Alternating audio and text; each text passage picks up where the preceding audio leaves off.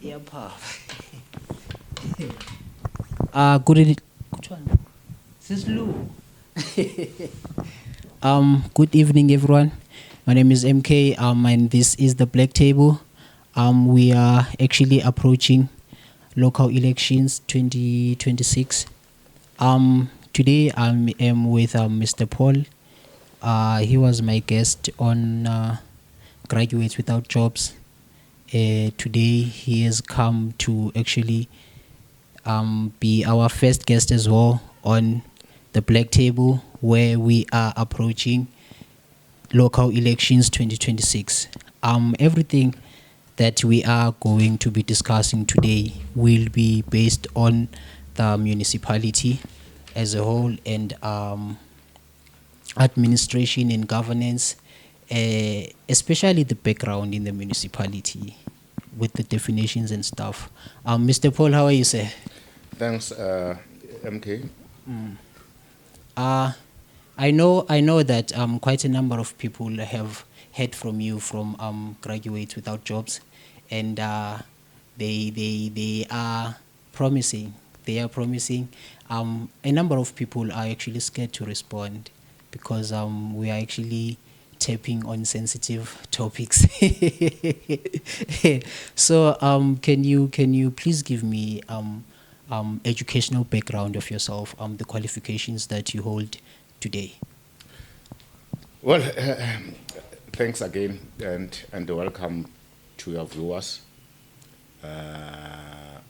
of a Black Table. I can see that it's black, and black is synonymous to something. Yeah, I'm telling you. But nevertheless, as I said, I'm Paul Phokwane. I'm a resident of Thokoza, and my background of education is simple. That I've done my BA in Public Management and Governance.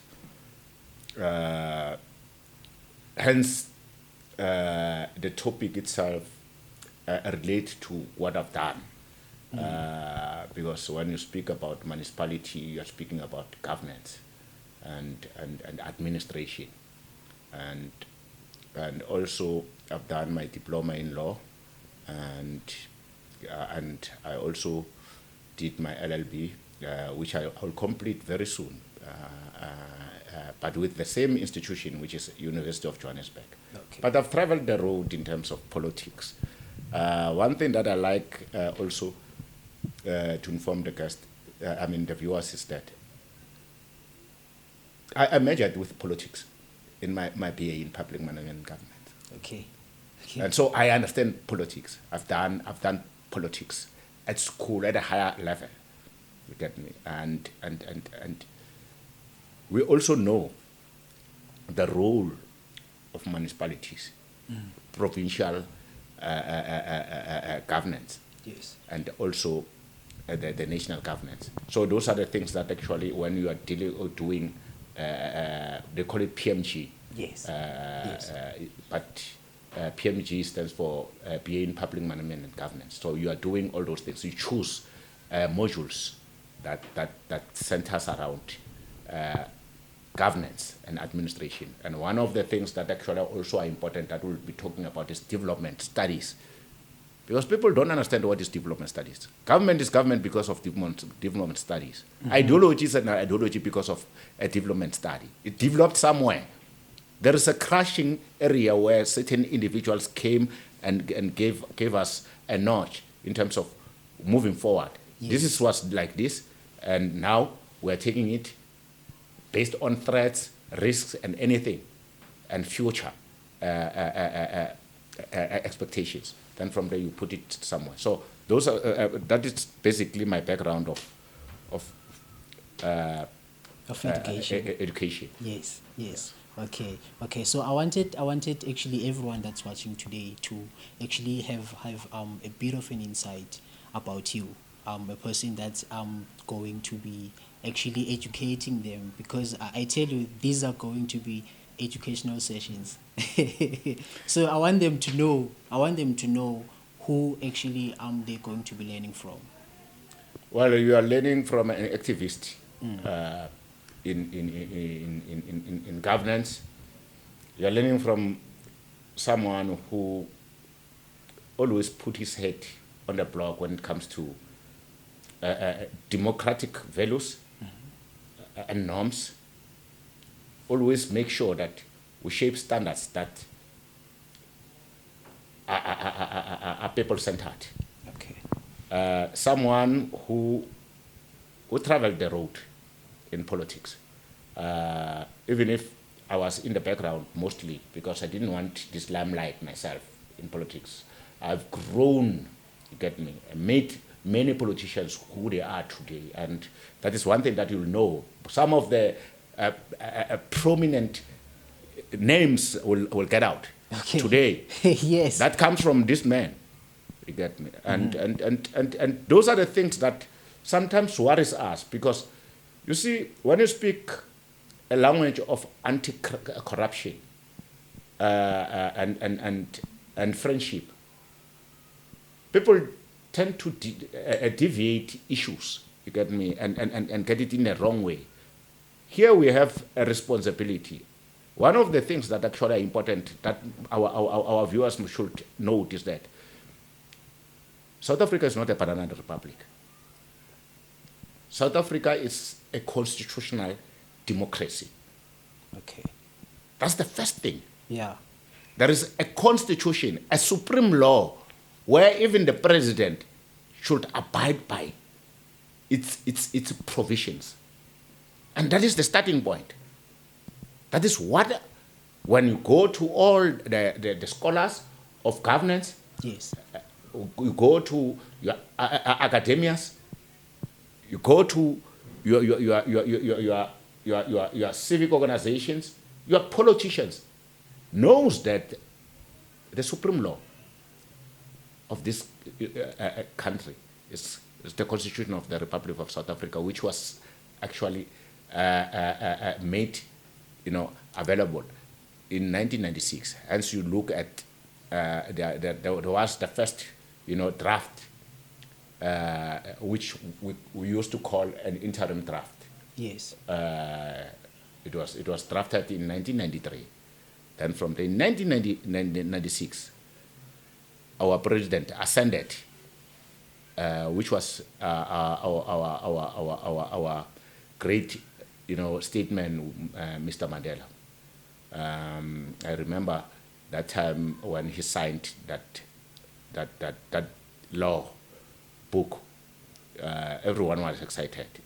But what is it in that book? That book creates legislations. That book creates policies. That book creates regulations and rules. You call other institutions called seculars. Those seculars, the first thing that you need to understand, MK, is that whatever comes beyond that book, which is called the Constitution Yes. of 1996, should always define the Constitution in the right way. That means that it cannot be inconsistent with the Constitution. Any law that we put forth as a minister, as a department, as an organization, or any juristic person or as an individual, cannot be inconsistent with the Constitution. Hence, now we are going to discuss about what we call, in my language, we call it Chapter 7. Yes. Yeah, but I will explain what is Chapter 7. It is to say Chapter 7, a local government. But the starting point is that the very same book, the Supreme Law, is the one that initiated the formation of local government through Section 155 Okay. of the Constitution. Yes. Of RSA. So we started there. What was the intention? Those are the things that we need to ask ourselves. And does the local government Act of 1999 embodies all the aspirations of the Constitution based on Section 155. That's the question that we need to know. 30 years ago, to date, did the objectives, the provisions, the outlay of the Constitution being satisfied by that legislation? If yes, it's okay. Yes, our Constitution is progressive. Everyone is alive, loves it. Our legislations obviously are progressive. Even the local government Municipalities Act of 1999 is progressive. But what is the problem? Why are we still standing 30 years beyond in terms of service delivery, in terms of managing our and growing our revenues? What is the problem? Why people are still encouraged to vote for the local government elections coming in 2026? Those are the things that we need to talk about, MK, today. Yes, and I think I've laid a scale where you can move with your questions. Exactly. Thank you. Exactly. No, I'm actually satisfied. So, given your understanding in public administration and governance, please give us the background of municipalities in our country. As I said, the dawn of our democracy started in 1996. I mean 1994. Yes. But at that time, the creation of the actual act, the only thing that was there was the provision of the Constitution that we need to form or establish municipalities. Okay. Under Section 155. That was the one that. Then from there, you see, obviously, when you start, to create something solid that will be used, in terms of the purpose of the Constitution. Remember, there is a purpose of the Constitution. Yes. That we need to also to fulfill. And one of the purpose of the Constitution is social justice, and economical development, growth. Okay. So and giving services to ordinary and equally so. And hence we have the clause, we call it equality clause, which is Section 9 of the Constitution, speaks about how do we, and we have Section 33 in terms of the Administration of Justice Act that deals with these institutions, that deals with executing those legislations and policies to the people. Okay. So it is key that when we start getting the origin of municipalities have been there before. Mm-hmm. This is not a new municipality. Municipalities in South Africa had been there in the apartheid system. The only difference of 1994 and beyond 1994 is that this one had a different purpose, which is embodied within the Constitution of South Africa. I think when people read our Constitution, they must deal with the first thing, with the preamble of the Constitution, and they'll understand, the objectives, aims and objectives of the Constitution, whatever. It speaks a lot, a volume, and mostly it's humanitarian, principles and values that they wanted to usher to the general public of South Africa. Okay. And hence this arm of government it's not an arm, it's a sphere of governance, a municipality. Remember, we have 3 spheres of governance in South Africa. We have local municipality, we have provincial governance, and we have national government.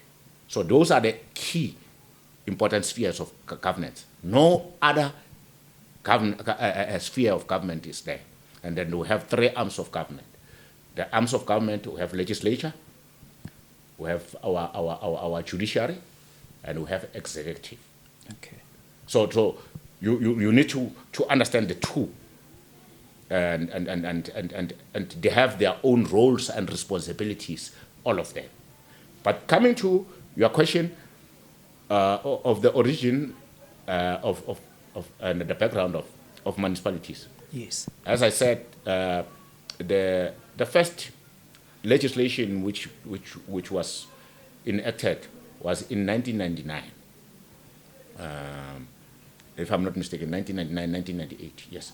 So that was the first local government. But Chapter 7 also explains the composition, the establishment, Okay.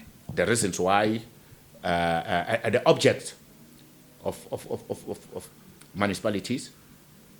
All those things are within that chapter. And therefore, the origin had been there, and how does municipality reports which powers municipality has is embodied within Chapter 7 of local government. Okay. I think politicians knows that, and if they don't know, please go and read. Yeah. Okay. And get an understanding, because you cannot drive a car that you don't know whether it uses a petrol or a diesel. Yes. Firstly, you need to know what kind of a car are you driving. Is you it a see. 93 or a 95? Basically, the origin of municipalities in a democratic dispensation started in 1998, 99, because the Act is around 1998, 1999, if I'm not mistaken. But it was after the new government of national unity was formed or established in 1994. Okay. Thanks. And so, what is the shortfall of our municipalities? You see, before the shortfall, as I told you, that sometimes I'll speak as an academic, as a scholar, as an activist, you see, a political science student, and graduate. Most importantly, I want you to speak as an unemployed graduate. And also as an unemployed graduate. Exactly. I don't want which is- anyone that's watching this episode to forget that we are actually sitting with an unemployed graduate. Yes, Thank you. 54-year-old unemployed graduate. Thank you very much. Okay. I think I just want to, you see, when I looked at my library at home, I came across this book. And this book is Cities and Development. Mm-hmm. This book was written by Joe Bell and Sin Fox. And it was compiled and published by Routledge company. They say Routledge Perspectives on Development. Okay. All students who did development studies read this book. They know this book.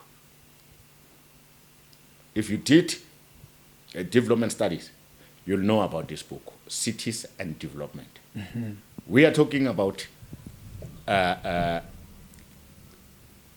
unemployed graduates. I studied. I understand this book.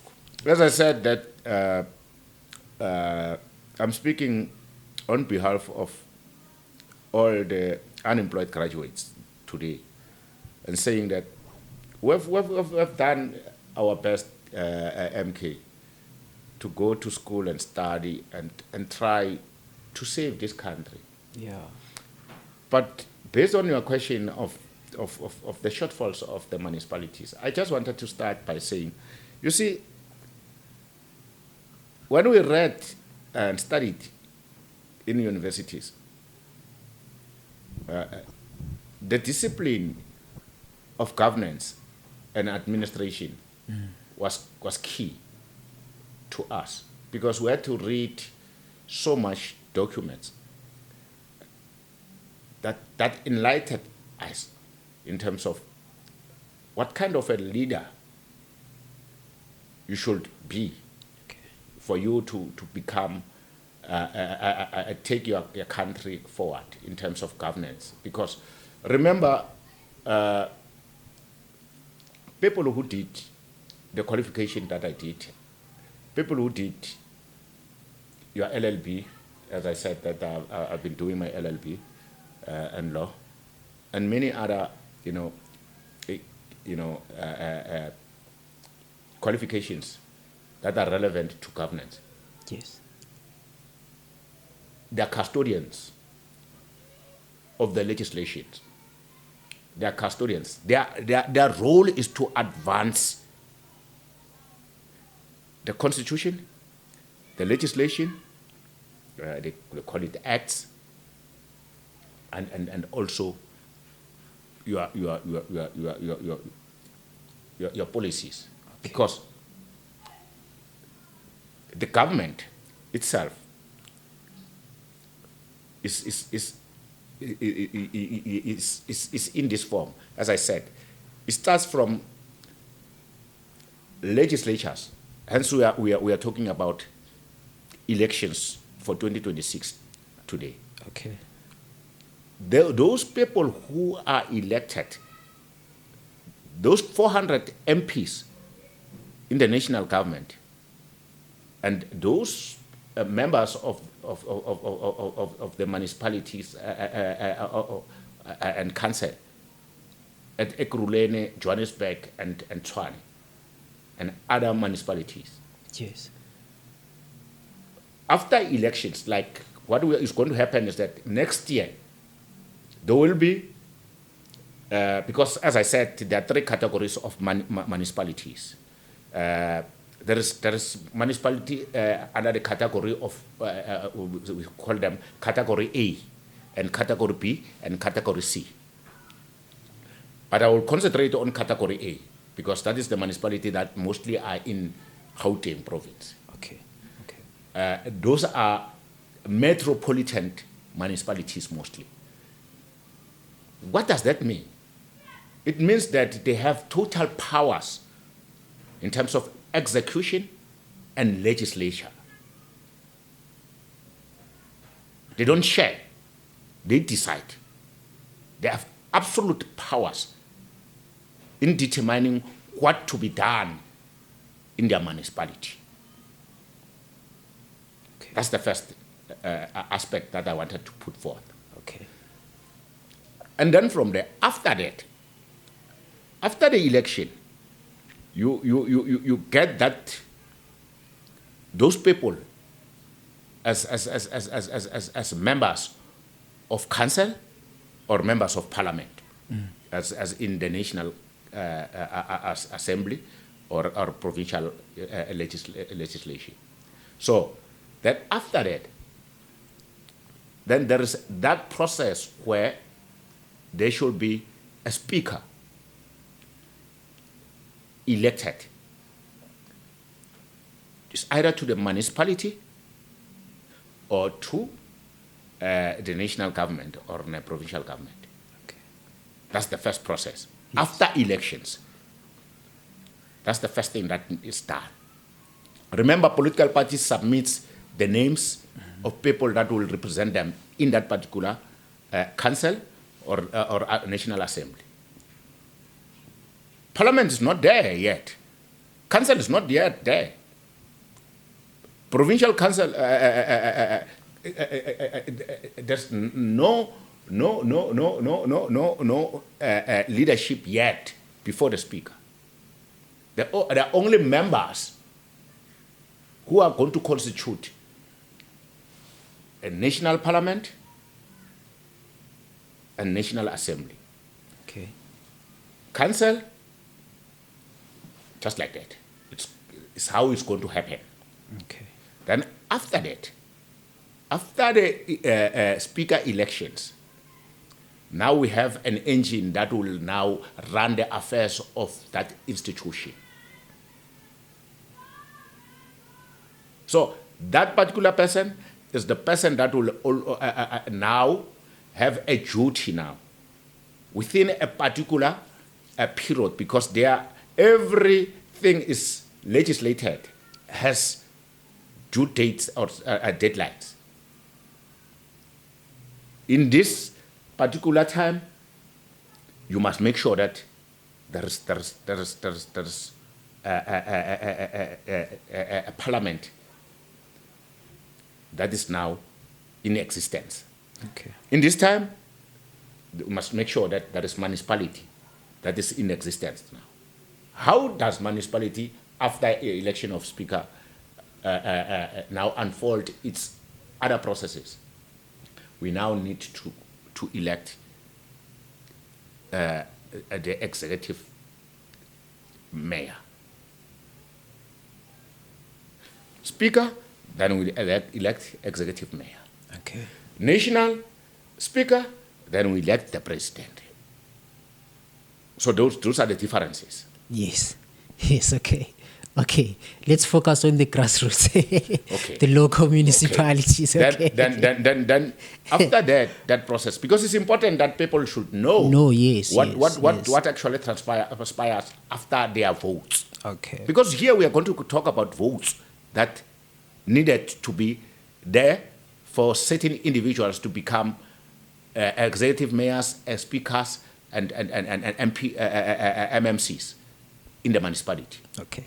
So then the executive mayor now had to summon working hand in hand with the speaker but it is the prerogative of the executive mayor to appoint now the council, which is the executive council. Okay. Your MMCs. Then that is done in that way. Then now we have a council. After that, we are done with the council. We have a moving car now. Doesn't short with anything. Okay. Now comes what we call your local, that particular process is done under what we call Local Municipal Structures Act of 1999. Okay. Okay. That's how the structures of the municipality comes in. Then from there, you have your Municipal Systems Act. Now, the railway comes in. You have your IDP, which is the Integrated Development Plan. You have other, your social labor plan, and all your municipal, grants. How you see now this MMC's role is a safety. This one is infrastructure. This one is what. Okay. After they have been elected by, I don't know whether it's election, because usually it's not election, it's appointment, because there is this cadre deployment that is in our country. Okay. And it's a sickness, you get me, that we need to deal with. Because those people that are now going to be in the executive, as MMCs and whatever, most of them comes from political parties, and more especially in our case in South Africa and in the municipalities that we are at in Gauteng. Mm-hmm. Most of them are coalition-based municipalities. That means that there is no one winner, a majority party in those municipalities. Okay. Therefore, another party must sleep with another party in the same bed to get agreements that we as citizens don't know. Community members of the municipality don't know what is their agreements. Okay. And that is the mistake that is happening. You get me? Now it goes back to the objects of municipalities. Okay. One of the most important object is to preserve democracy and accountability in your municipality. Nevertheless, the issue of billing and budgeting, dealing with budgets, dealing with service delivery, whatever, all those things. Yes. And also to deal with safety of your and environment of your municipality. Those are the things that actually are key that we don't see. Deal with issues of service delivery, deals with your electricity issues, your water issues. Yesterday we didn't have water. I don't know even why we didn't have water, because this it has been a chorus for 30 years speaking about one thing and saying that we are going to create an enabling process where water will be available in a capacity that will satisfy everybody. So those are the issues that actually I just wanted to outline before I want to speak about something. Okay. on the very same issues. Yes. Let me tell you, municipalities, as I said, and politicians should learn. We are signatories of the international leadership, such as your United Nations organization, and your IMF, your World Bank. There are many divisions, Security Council, whatever. And within the space of the UN, before the dawn of our democracy, there was this work that had been done, already work that had been done after, actually, it came after the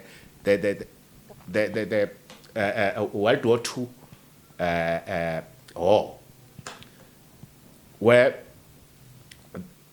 it was agreed and it was sponsored financially that they are going to deal with all the countries, more especially European countries, that were distracted by the war in that time. Yes. And it only took them 4 years to reconstruct Europe and America.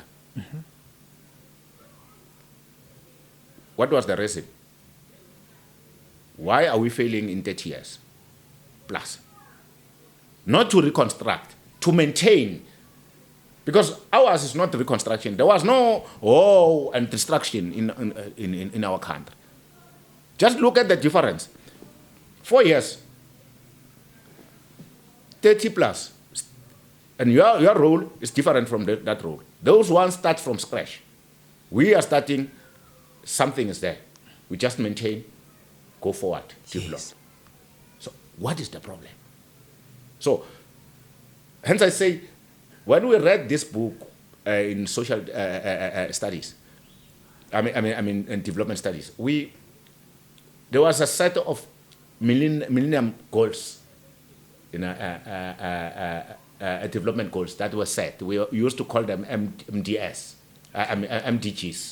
You get me? Yes. That set a tone in terms of all these problems that actually affected countries emanating from the First World War and the Second World War, and the revolutions that were there, and wars that were there in different countries due to different things. Okay. Because there were wars that were there based on territories. There were wars that were there because of religion. There were wars but in our case, our war is a simple thing: services.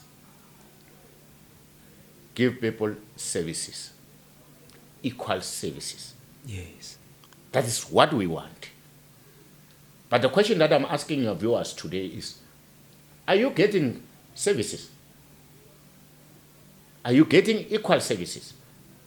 There is a trend, MK, that I actually also want to indicate here in this podcast, is that municipalities now, more especially our municipalities in Gauteng, have this tendency of, we call it apartheid service delivery attitude. Okay. Okay, please elaborate on that. You go to the towns like your Captain Park. Okay.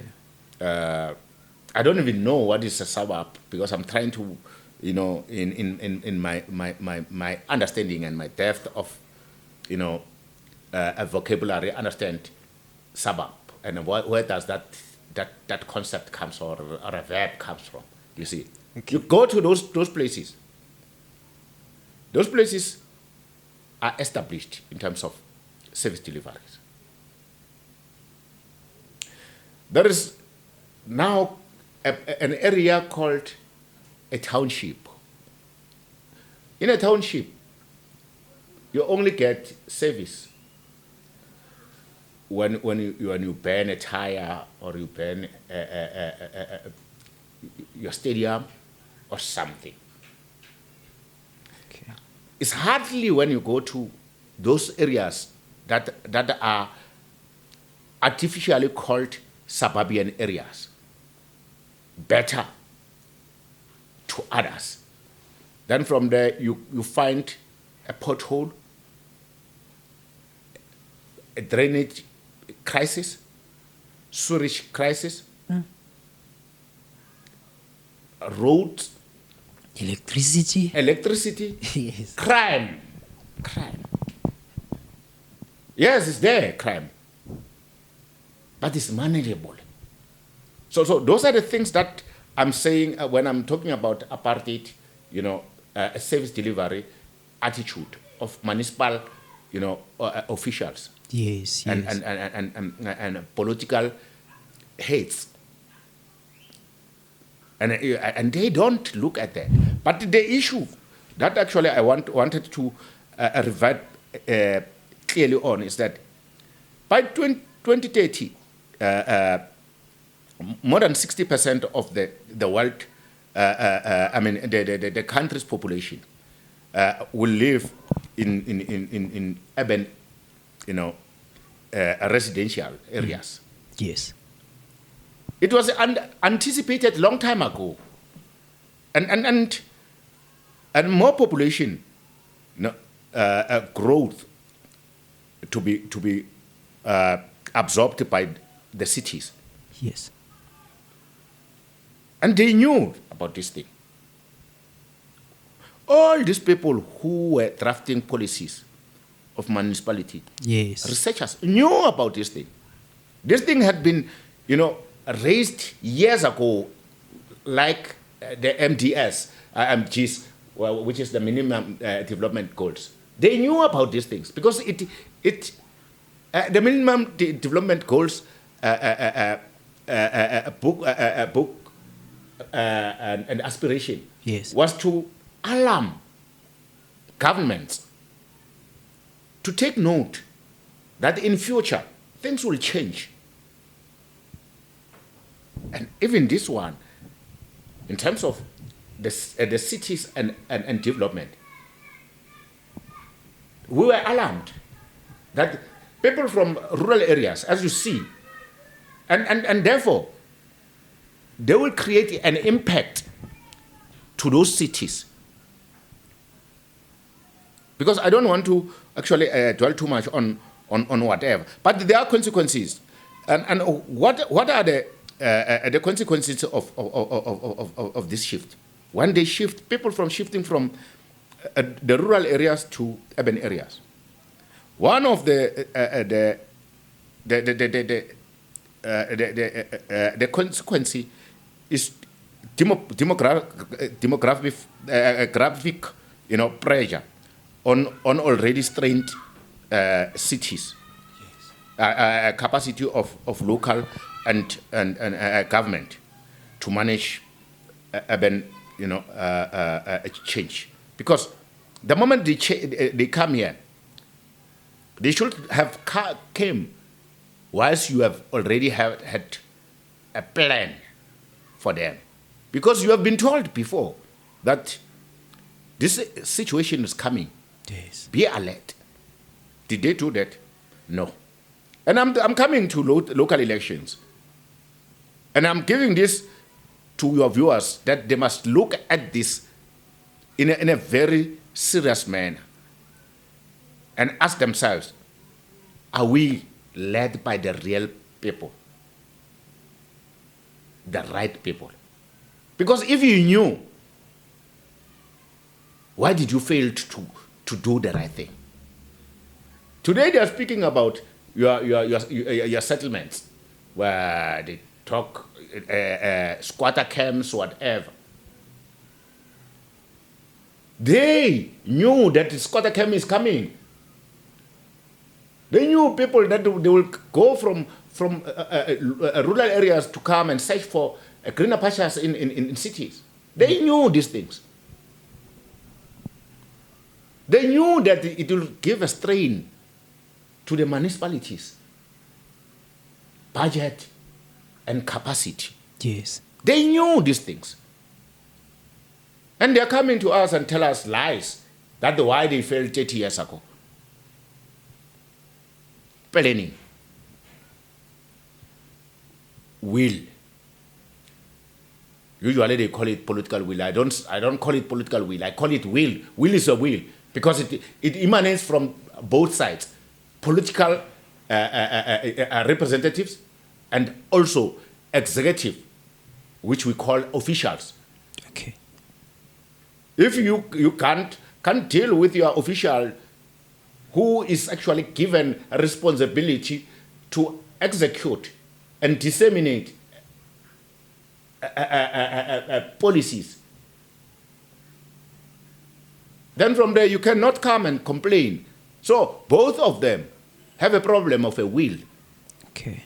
So those are the things that actually, and the other consequence is that more people will live in slums. It was told, and without proper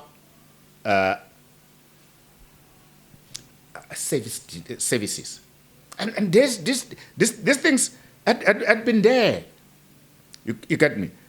And we cannot today come and claim that the reasons why we can't have roads. Mm-hmm. We can't have, closed potholes. We can't, is that we are using money to build structure. No, let's wait. Play your game somewhere. Okay. Not to us. Don't come and tell us lies. You see, one thing that I understand about, treasury laws, yes, and policies is that each and every activity, value activity, has its own budget. Whatever that they're talking about, your housing has its own budget, your road and infrastructure has its own budget, your electricity has its own budget. Then what is the problem? What is the problem that one is failing to even build one, a simple thing, one road or service, only one road. That, you see, the difficulties of service delivery in our space, more especially in our municipalities, doesn't need God to be prayed, so that one does his or her own responsibilities. Okay. The will factor is key, and consequence management is also one attribute that should come in, but it cannot so long as we are still actually deploying our own people, whether they have skills or not, I can tell you that most of the officials that are holding serious positions in municipalities Yes. doesn't have the expertise, the skills, also the qualifications that we possess as Exactly. unemployed graduates. Yes. Yes. The question is why? Why? Because governance is simple. You start with, you see, it deals with fundamentals of management. Yeah. And there are four key fundamentals of management. The first one is planning, organizing, and control, and the last one I'll think about, but there are four. You cannot go out of that. You see.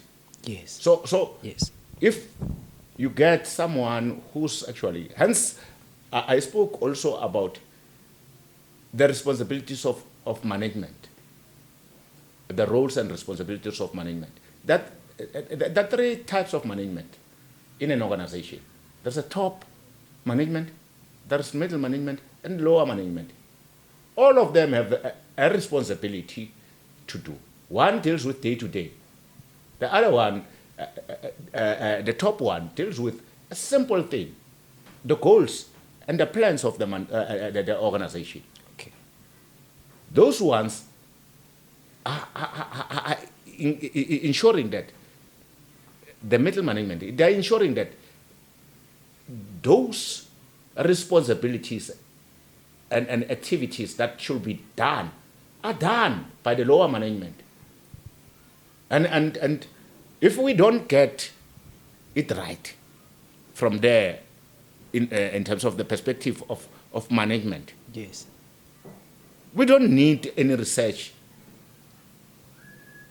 These are basic responsibilities that one should know. Issues of report. We have these municipality officials that report, wrong things. Okay. I think our AG had been very nice to them. All the municipalities, there are few municipalities that actually passed the note of unqualified, Yes. audit. But what lessons did they learn for the past 30 years? And this thing must be answered by political parties who will be ambitiously looking for votes next year and saying and coming to convince me under the conditions that they've placed me, that I must vote for them, to take my time, MK, to go to the polls. Whilst I'll be going there on an empty stomach, Yes. with all these, negative things dominating my mind, and going to vote for them to live a lavish life. Yeah. That is not going to happen. And I'm calling upon all graduates who are unemployed. Think twice before you go and vote next year. Actually, we are going to create a group of most unemployed graduates. Yes.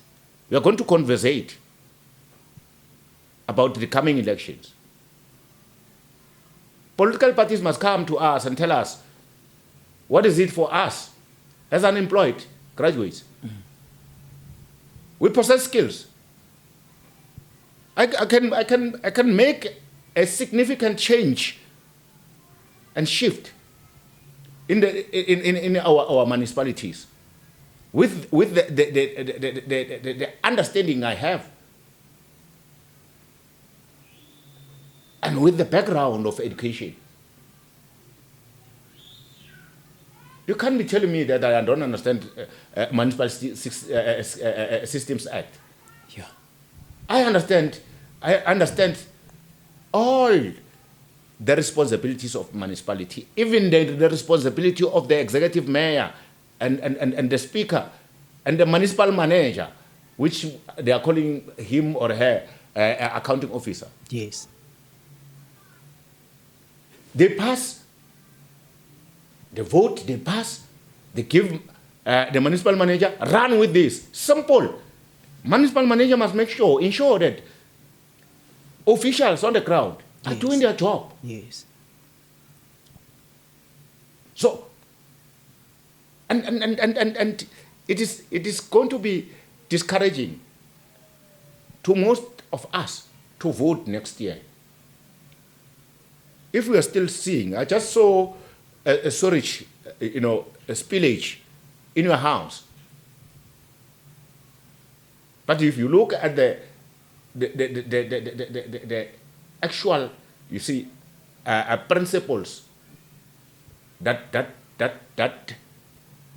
are embodied within the legislation, one of them, and even our constitution, one of them is that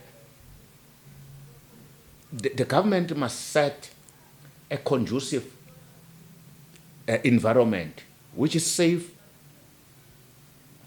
and healthy. Okay.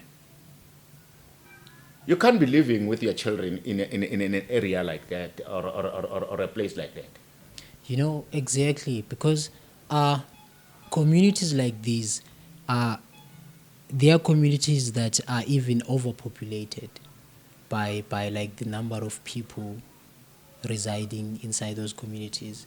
And you can imagine a number of kids. Schools are closed, kids are all over the streets playing with the sewage and all that.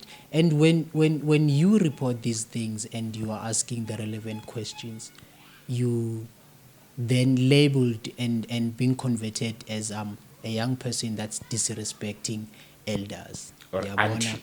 Yes. And or maybe you are trying to maybe destroy whatever they are building. But then whatever it is that they are building at the cost of the future of our country. Because now these sewages not only make us sick, but they make our kids sick. They kill our kids and all of that. Yeah. So we are facing issues like that here in the communities, of which this platform is created to question the relevant people, because we are obviously going down to speaking about after councillors will be talking about ward committees and also their portfolios. There's infrastructure. You'd find communities are without electricity, or if ever there's electricity, there's illegal connections. So as we have these type of representatives, and you find sewages all over the community, whereas we've got people that are in health. So it's going to be very sensitive, and it's going to be very triggering, and people are going to actually show out their true colors beyond leadership, because we'll be actually questioning quite a number of people. No, thank you for setting that tone, because that is the fundamental of this podcast. That Yes. Firstly, is advocacy, education, and workshopping our people. Exactly. We cannot continue with these scholars that actually, always become proximity of our lives, and we tend to say it's okay. It cannot be. And I'm saying to those people who are thinking that they will manipulate and maneuver this time around. Yes. They are not going to do that. It doesn't matter that you call a hit somewhere for us, but it's what we know, that when you are failing to take responsibility, most politicians actually think of a hit eliminating you or smoking you. You get Exactly. me? And we are not going to allow that. We are putting this thing in public now and saying there is nothing that most of the councillors who have been elected in 2019 done. We are recycling councillors. The same councillor that was there beyond 2019, who was elected in 2016. Yes. He's still there. He knows the problems. They can't even actually hold public meetings, these people. If they hold public meetings, they call their friends to come and abuse communities. They know that this particular person is controversial. Don't allow him to come. I'm a South African citizen. I'm a resident of this community. Yes. Why are you not allowing me? Where is the law there? And I'm appealing to NPA. I'm appealing to IEC. I'm appealing to the presidency that if you don't come in, and political parties, more especially their leadership, if you are not going to come and deal with this, really issues of concern. I think you are mentioning the IEC and you are mentioning political parties. Now, something quickly comes into my mind. We are having a system that has failed and that is continuing to fail because of political parties. You know why am I saying that? You'd find that in political parties, people are elected to represent these portfolios based on how vocal they are politically, not on their educational level. Yeah, because that is why you'd find, I tell you today, you call one councillor, any ward, you call one councillor, you ask them, how many schools are there in your ward? They will struggle to tell you. You ask them, how many learners are at this school, so and so? They will fail to give you that. How many progressing learners are at this school? They will fail. How many struggling learners are at this school? They will fail. Which subjects are covered at this school and why? They will fail to answer that. You shift from the education level, you come into our businesses and all that. You ask how many businesses are in your ward, be it they are registered businesses with the CIPC or they are non-registered businesses or they are foreign businesses such as your East End Zabomkozi, none.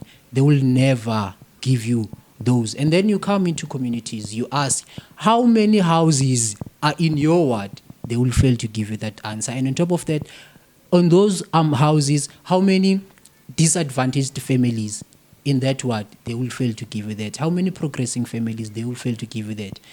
I'm telling you, we the trap either kuma political parties. Yeah, but because political parties are the ones that have a power you can manipulate a constitution. No, thanks, MK. I think you have said it mouthful, and it is time for introspection of these leaders, and more especially that are leading these political parties to come to the party now and say, we don't want to distort any information about whatever political party is there outside there. Exactly. You get me? Exactly. Because we are aware that even independent personnel will be contesting elections next year. We are also taking these questions to them. You get me? And saying, come, let's discuss. Discuss these matters, and tell us. And so that because we are not talking about us only as unemployed or me as Paul. You get me? But I'm talking about the entire society that is living around us and in a municipality. The basis should be how far can we go in terms of redirecting, reshaping. See the problems that had been initially created by these political parties before, because It's not that, from where I am standing, I don't think that legislation has a problem in this regard. I don't think that all these legislations and policies have a problem in this regard. Here we are talking about people who are failing to adhere to the ethos of good, conduct of practices. Okay. People who are claiming to be above the law in the country. People who care less. People who denounce opposition. But to tell you the honest fact, all these institutions that play a role, all stakeholders in elections, have to come in this podcast and come and resoundingly, explain why are we stuck in the past.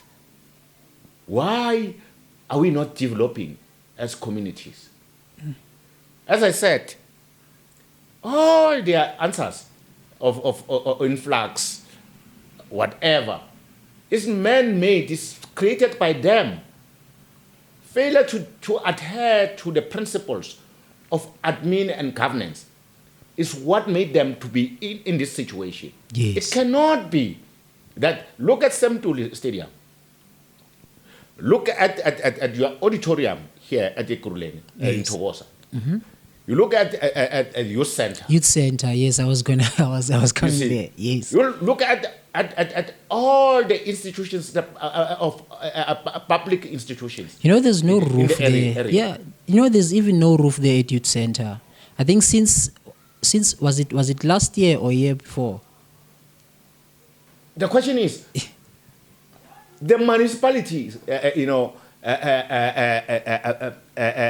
personnel, yes, political personnel, you get me? Yes. Your ward councillor, your ward committees, your mayor, your MMC.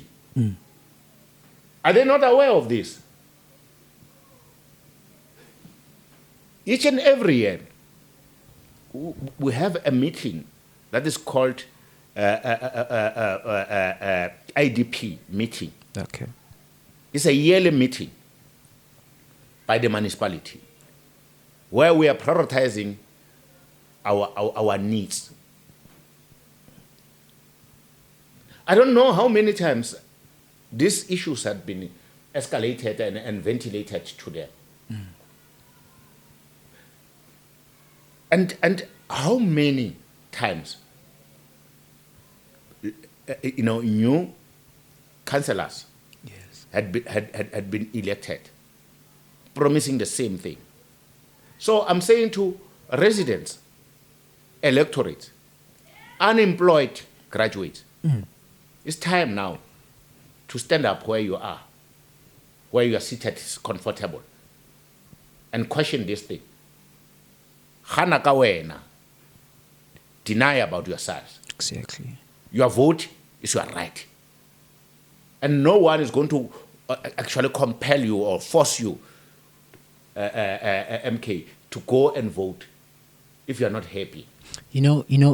Speaking about that, it goes down to remember when you've mentioned IEC as well. I wanted to ask this. Because obviously there is no way that IEC isn't aware of the manipulation of votes. There is no way that they are not aware of that. They are aware of that. But what is their action plan? Because as communities or as individuals or as voters, even if we say we decide we are not going to vote, they already ways that are orchestrated, ways that are designed, strategies that are designed as well, and also people that are playing keys kuyo le nto leyo yokumanipulate kwama votes. I mean, we've heard in our previous podcast here where guests were mentioning. We're also talking about this thing of manipulation of votes as well, of which it's happening. It's happening when you are electing even street committees, those things. Like, I'm telling you, even street committees, they manipulate those things. Okay, you know what, we are going to vote for so and so, regardless of the qualifications they have, capabilities they have, knowledge they have about the portfolio, and that, no, we are going to vote for this person based on on the political reasons that they have. Yeah, but of which it's I don't know.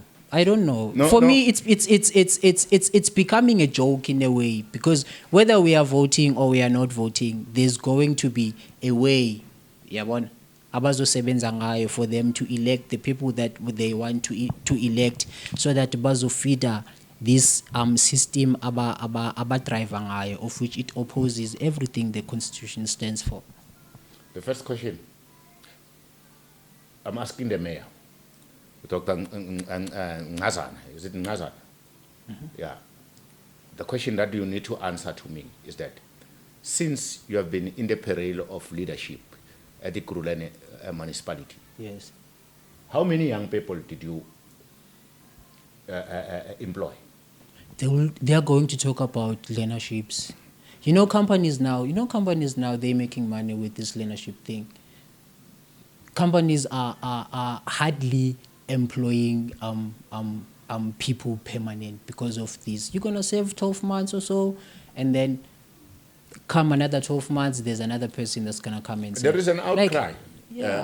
Sorry to interrupt you. There is an outcry that actually I just learned from one person whom I was interviewing before I came to this podcast. Okay. Saying that councillors now, they're using their proximity to because they know that next year we are going to elections. Yes. There are certain learnerships, mostly from EPW, P and E. I don't know those programs well, because I'm not interested on things that have so much corruption and maladministration in them. So they are complaining, more especially there is this notion, and the councillor is not aware that is creating a crisis of relationship. Yes. In the communities. They are saying they only hire people from Polar Park because the councillor comes from Polar Park. And that is a mistake that the councillor is doing, if he's doing that. I'm not saying it's correct information or assertion, but I'm saying if he's doing that, he must know the consequence of doing that, that he's going to really, really divide this community. After we have come from a long, painful era, he's starting that thing again as a councillor. And we are saying to him, if ever he's doing that, please stop that nonsense.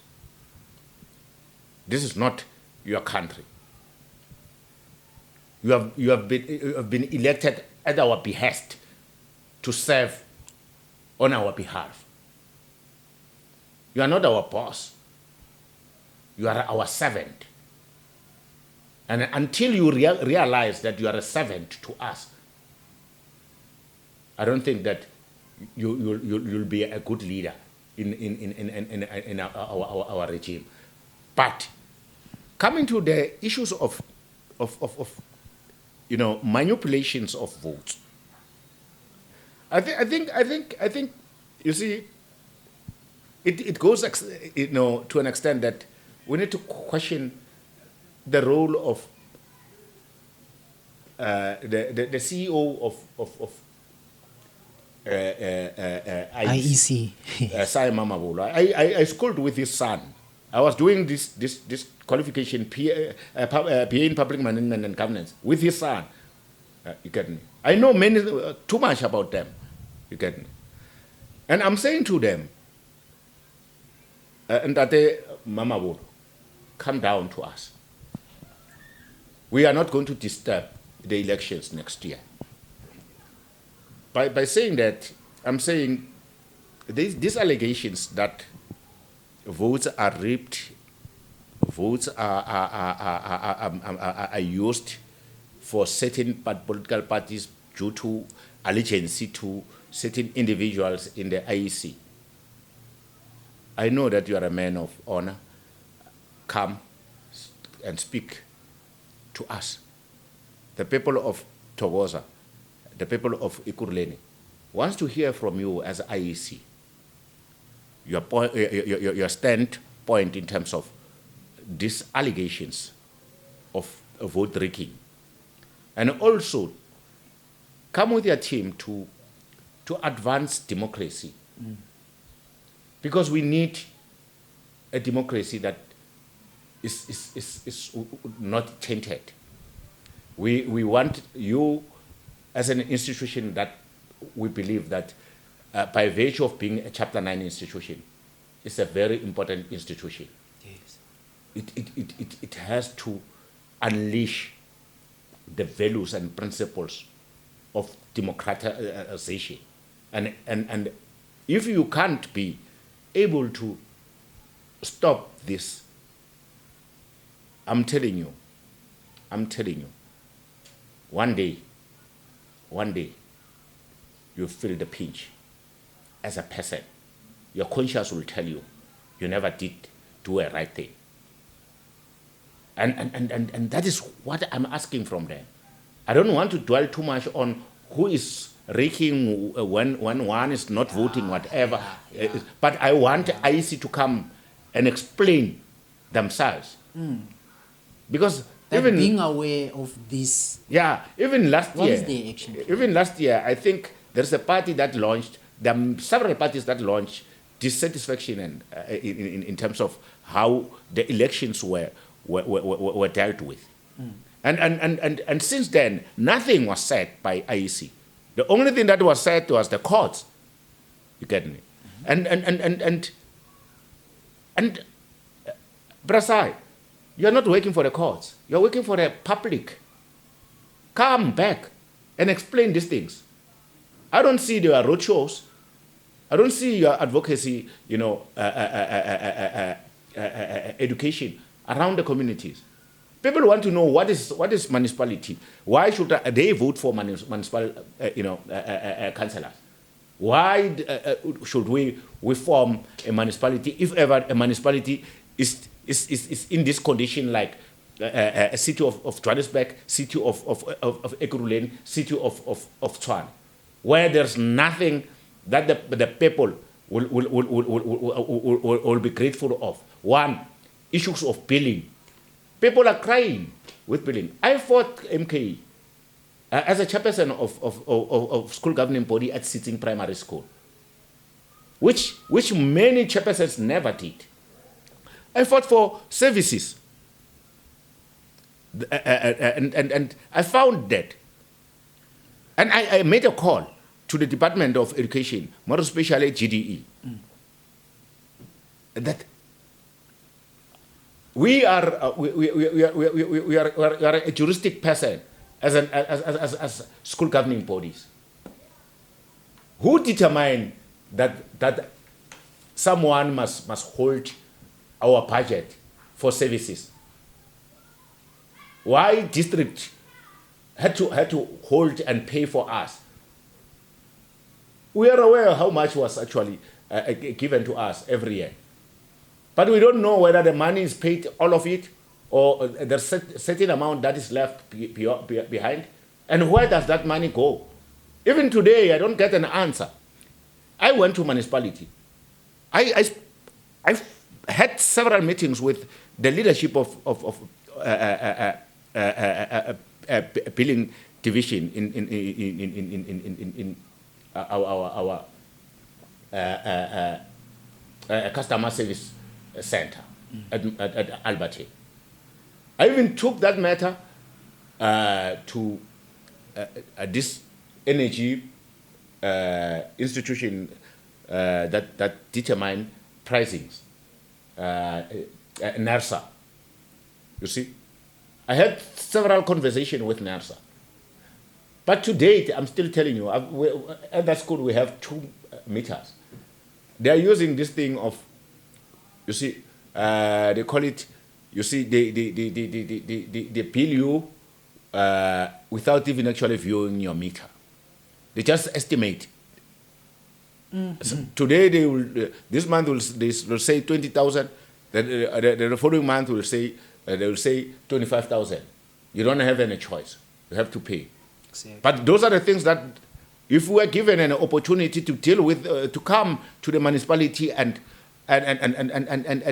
become the personnel of municipality, we'll deal with those things. Those things will never take us, those problems will never take us 6 months. We know how to deal with these things. Yes. You get me? The issue of, unattended,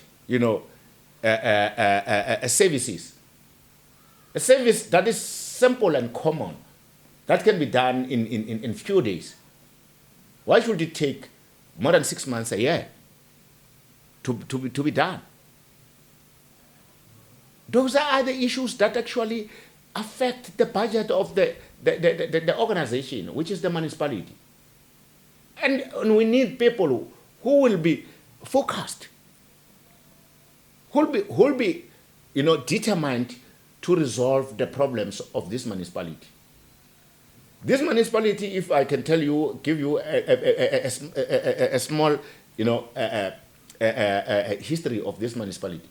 One, when we look at this municipality, and which I think that our executive mayor should actually put it in his mind and head. And when he addresses his council, he must speak about these things. The municipality has an airport, Ekurhuleni municipality.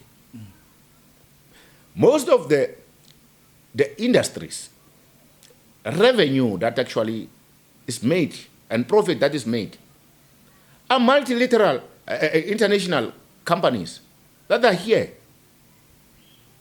In all those companies that are here, their skills reserved for young people and us. Why don't you have a debate? As much as there is a dialogue that is coming, they call it a national dialogue, have a dialogue yourself with this company owners, these CEOs that are owning these companies here, and say, give them the statistic of unemployed people in this area, and we now check. If you listen to my episode that I was speaking about unemployed graduate, you asked the question that what should be done, and I said to you, one of the issues that need to be done, each and every company should have an unemployed desk where they are going to tell us, unemployed individuals, that in our company, these are the skills that are required.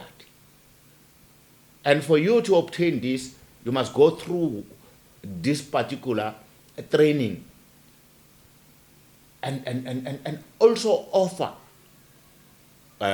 we call it a will at engineering division in UJ. Yes. A will is a work integrated what.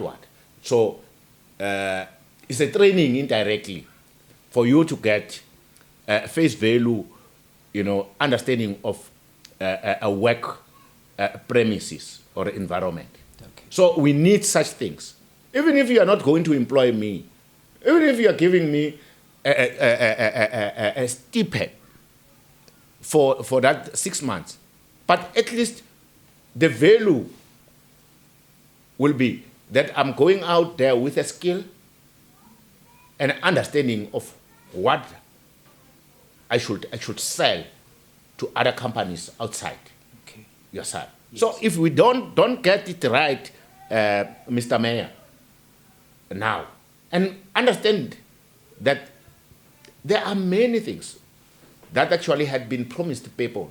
One of it, MK, is the university in Ekurhuleni.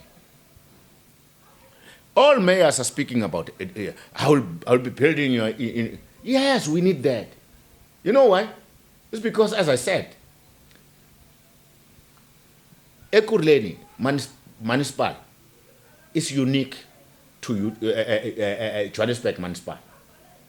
Johannesburg municipal is unique in terms of services and skills needed in that particular municipality, because the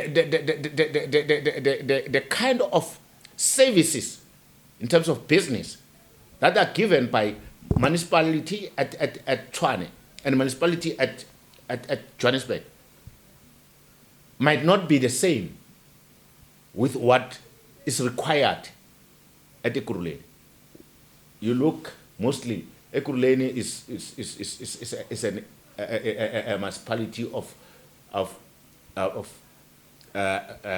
logistical, business. Yes, yes. If you That's why you find Kuma Al Road, Kolezo. you get that. Yes, yes. And another thing is a still. It's a subway. You get me, to harbors. Most of the products come from your Mpumalanga, your Limpopo, your whatever. They come dropped here. Mostly, you find warehouses in Ekurhuleni. Hospitality business is huge in Ekurhuleni. Yes.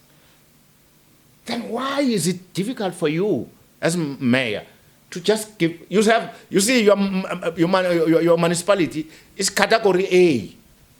You have all these powers. MK, he has all these powers. There's no way in which a provincial or national can intervene. If they agreed and took a resolution as a council and said, we are going to do this, that is why we spoke about the issue of a will and a zeal. And I will tell you, all of you political leaders who failed this community, one day your own children will say something about you. I just leave it there. But will say something not good about you.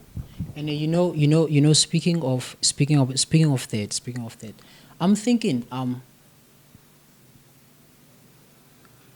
there's one thing that I notice and I respect most about white people. They value history more than anything. That is why you'd find, if ever a white person built maybe Mandela Bridge, for an example, they will make sure that every generation that comes after them, they know that Mandela Bridge was built by so and so.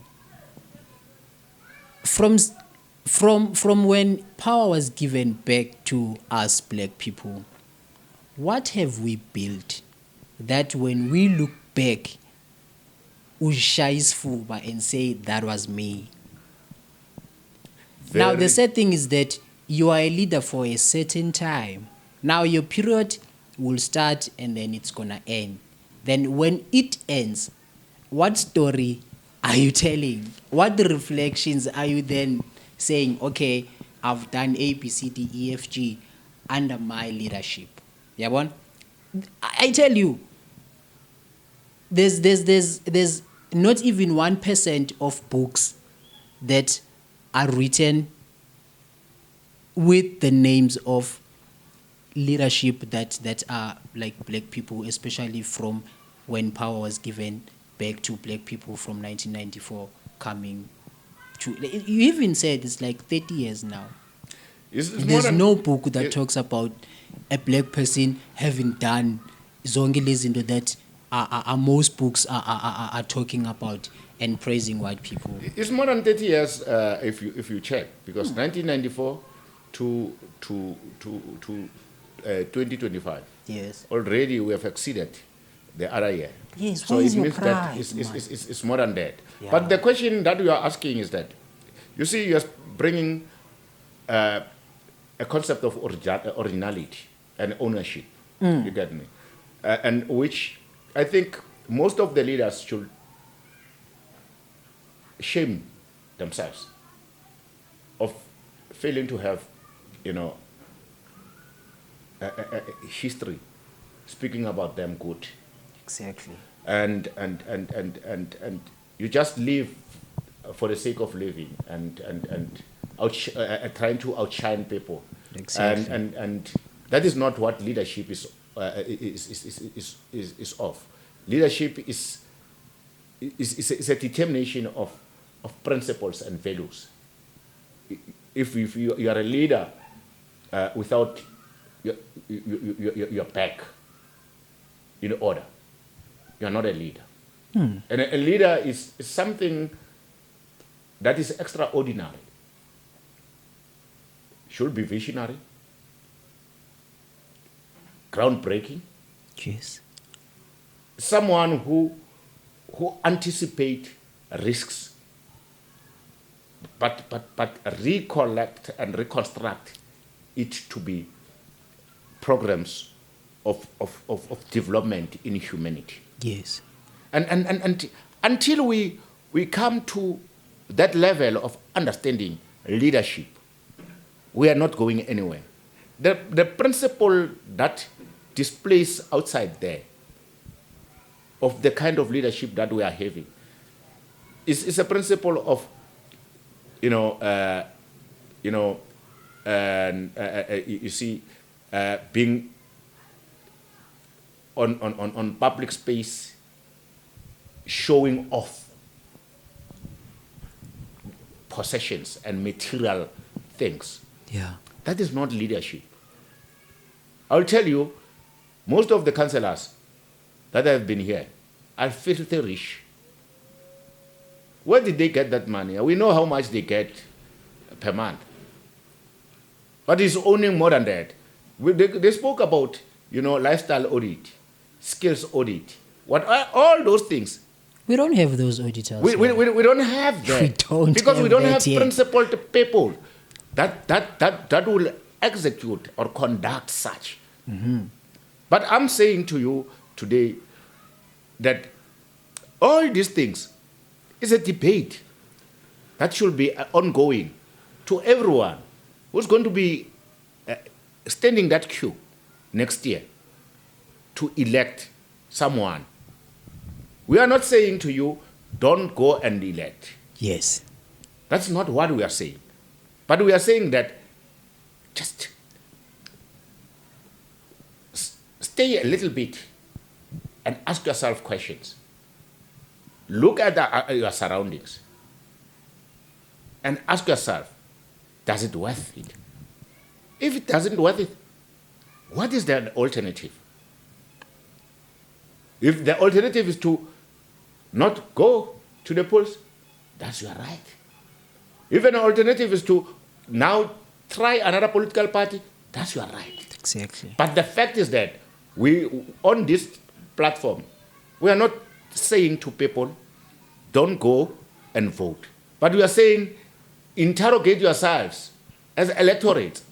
Remember that you have a right that is enshrined in the Constitution, a right to association. Yes. And therefore, no one should take that right from you. And the right to speak is there, enshrined in our Constitution. The fact is that the discussion and the debate that we want to roll on today is that give us the reasons of us as unemployed graduates, young people with different skills around the metros that we are leading, to go out in their numbers and go and vote for you guys. The other aspect that I wanted to put forth is the issue of manifestos.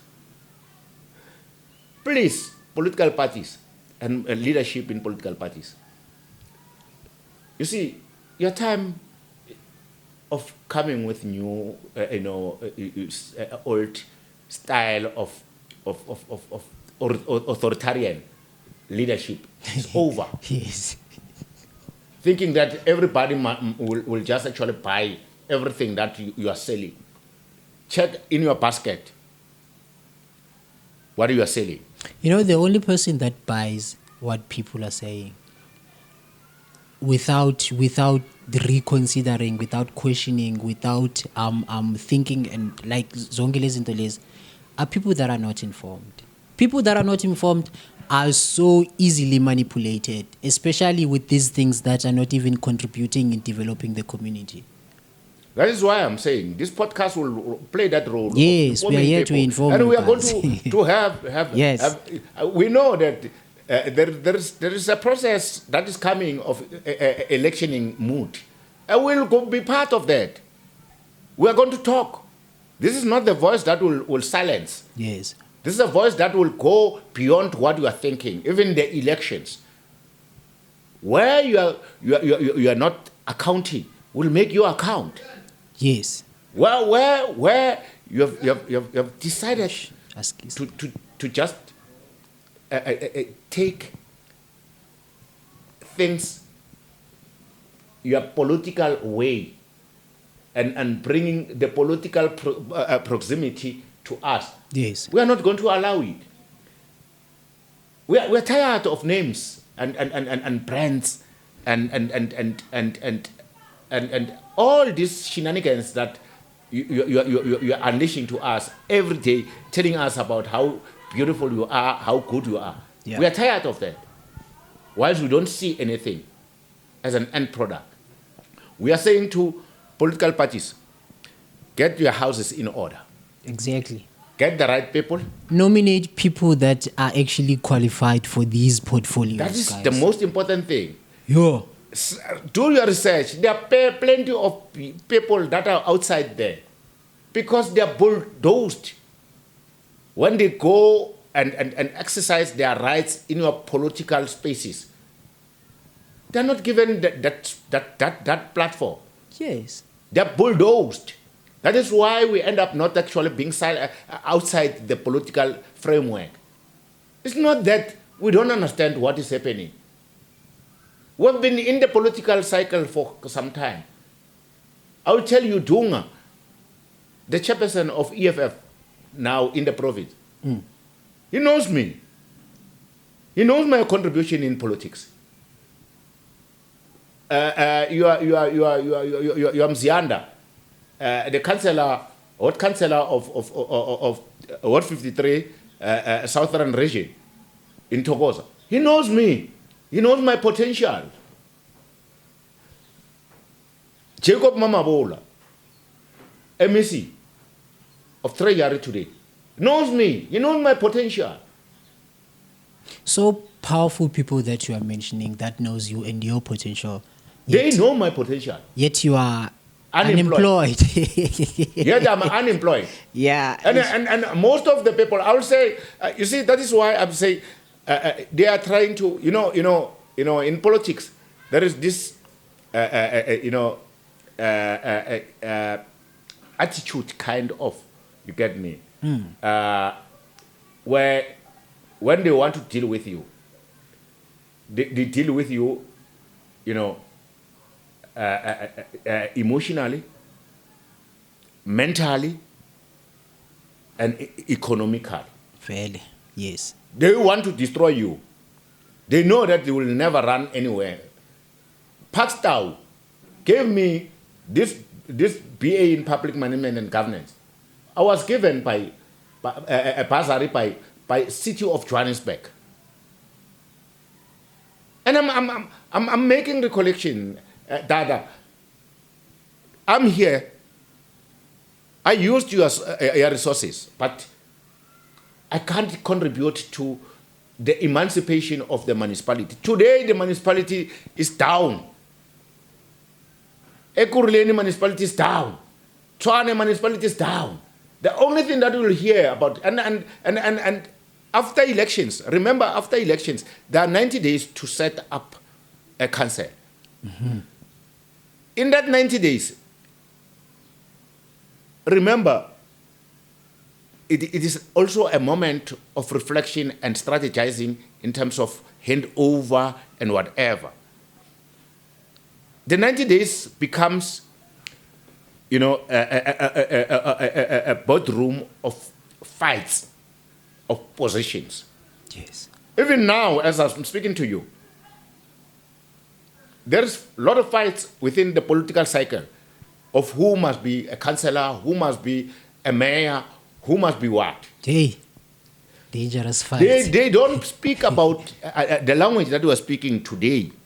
As I'm speaking to you, hey, money is running away, up and down. You get me? People are bought to support me. You see, we don't need that. We don't need someone who will compel someone to make him a leader. Yes. A leader. You are not a leader. Man. Is noted and identified by the people because of your conduct and deeds in the community. You know what? One thing, those leaders that actually got those leadership positions because they had to compel, they had to bribe, they had to manipulate, and all of that.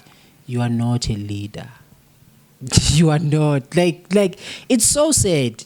After yonke le effort engaka uyifakile uzama, still like you are not a leader.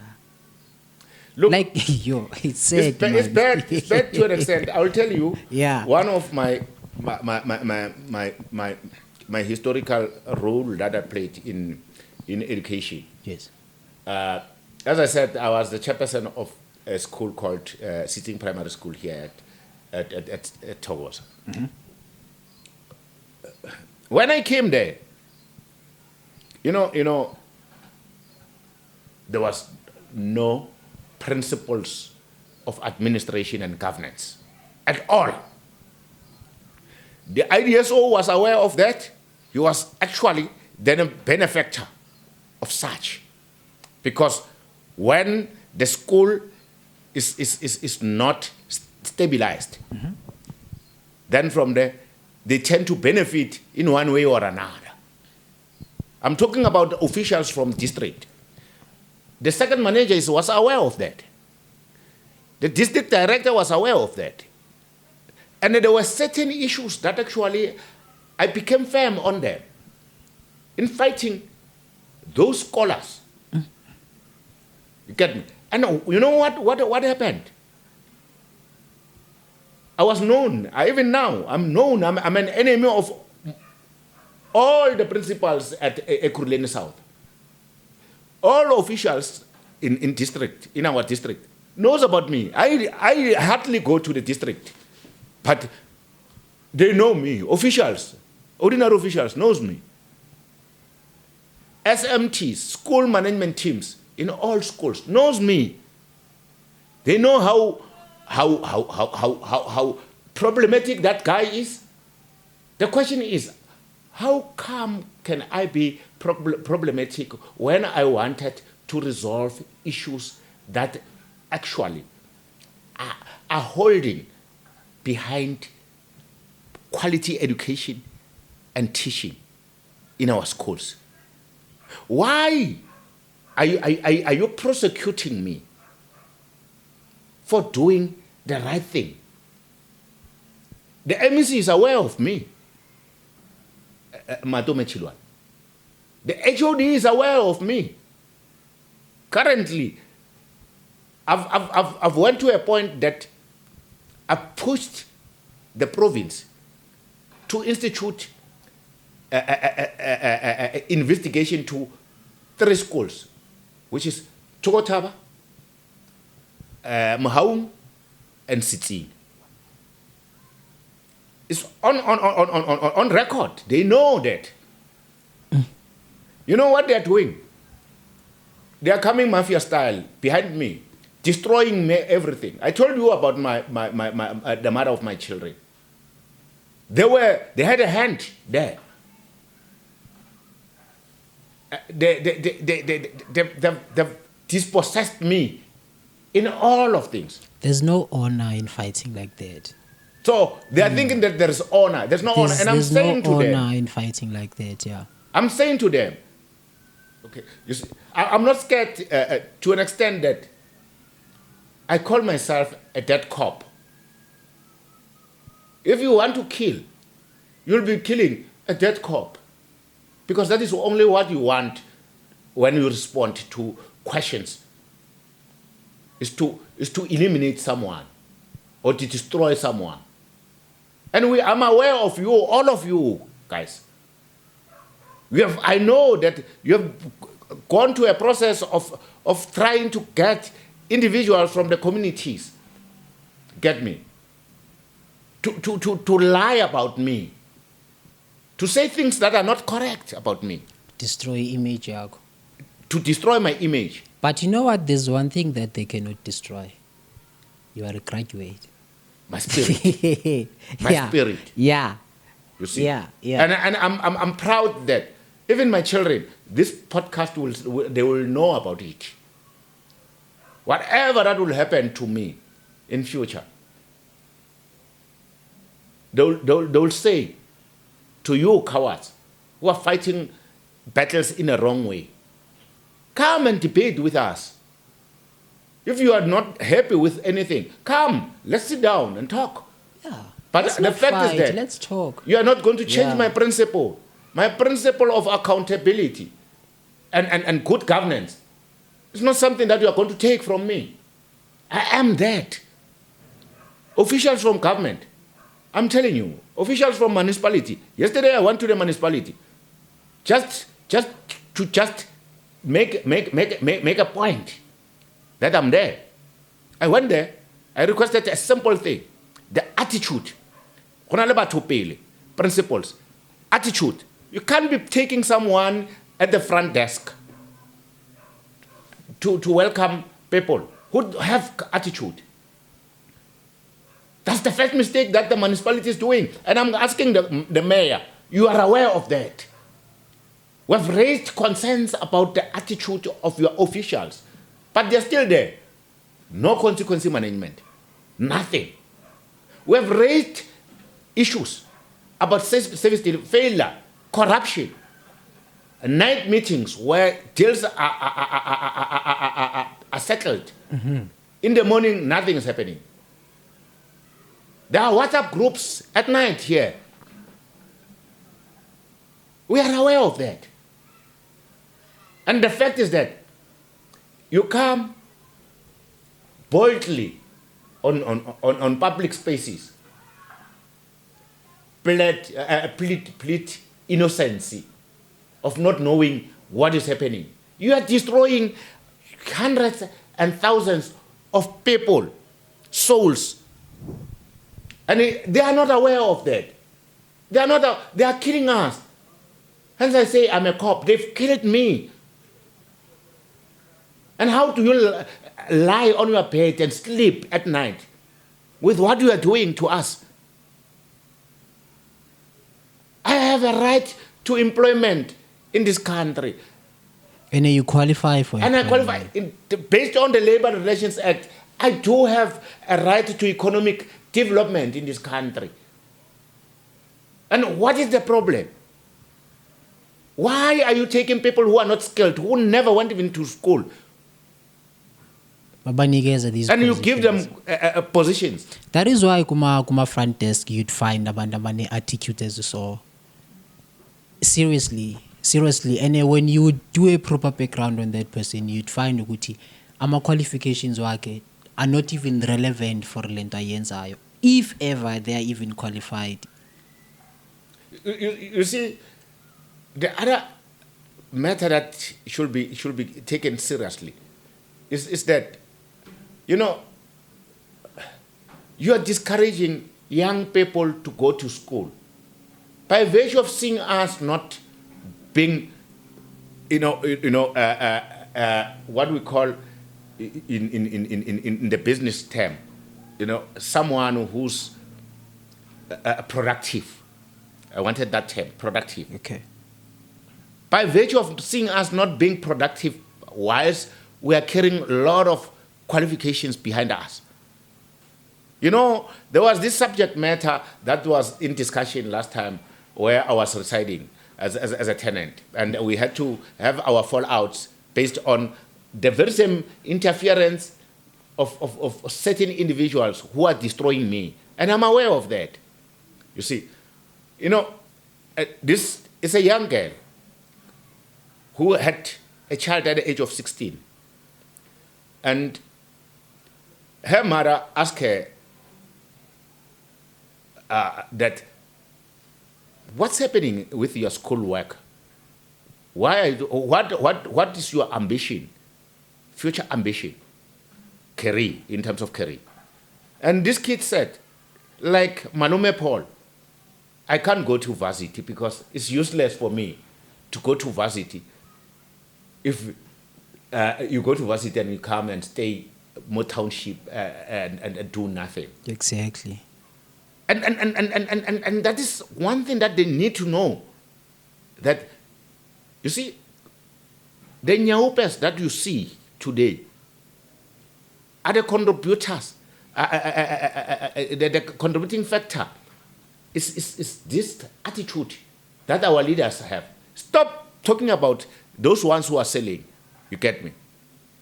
Those ones have to be dealt with by the law itself. There are law enforcers outside there who must stop that.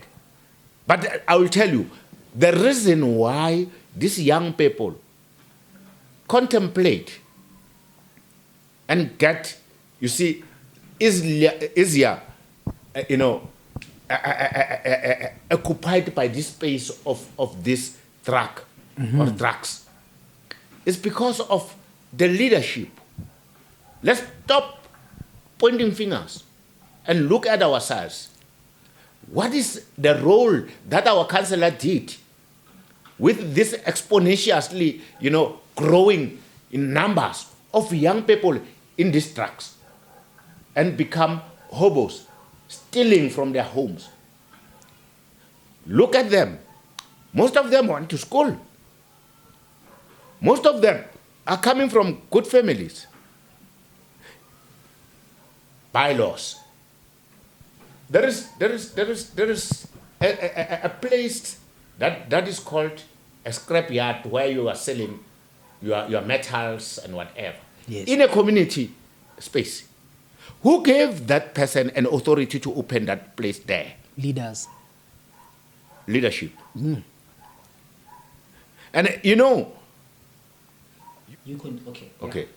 So the contributor refactor is leadership insensitivity. Yes. That you cannot allow, knowing that the bylaws doesn't allow you.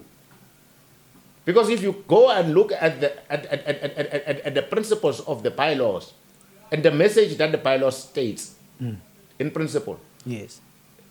there's no bylaw that in a city like this, category A, that will affirm or support that scrapyard to be there in a place of settlement, number one. The other thing that actually contributes, not only the souls of those young people, but it also contributes the environmental impact. There's a lot of burnings, windfield there. What committees? It comes back to what committees that are dealing with health. There are what committees that care less because they are sponsored committees. Yes. These committees are no more legislated. Are committees that are sponsored. If you go and ask those leaderships, the chairpersons of those committees in different portfolios, and ask them, what is the role of you in this portfolio? Nothing. Nothing.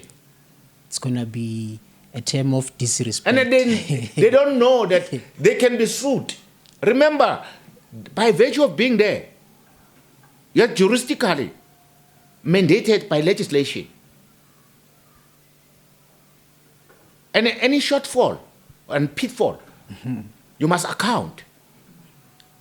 And those committees, members think that they cannot account. The only person that must account is the councillor. You are lying to yourselves. And even councillors, stop expanding the responsibilities and roles that are not yours. You are not a council. You are a councillor. Yeah, okay. Okay. I have to put it in that way, MK, because they're exceeding their roles and responsibilities. Okay. Yeah, let's just actually put it in this way, moving forward, is that we have a responsibility to talk about these things. We have the responsibility to talk about, you see, our blue and our black clouds. Yes. And we are here not to attack any individual, but we are here to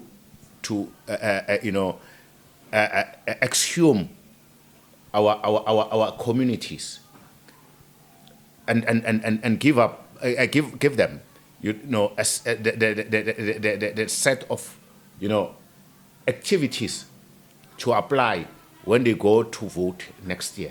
Yes. And they must consider all the issues. There are more than what we're supposed, because this project is still continuing.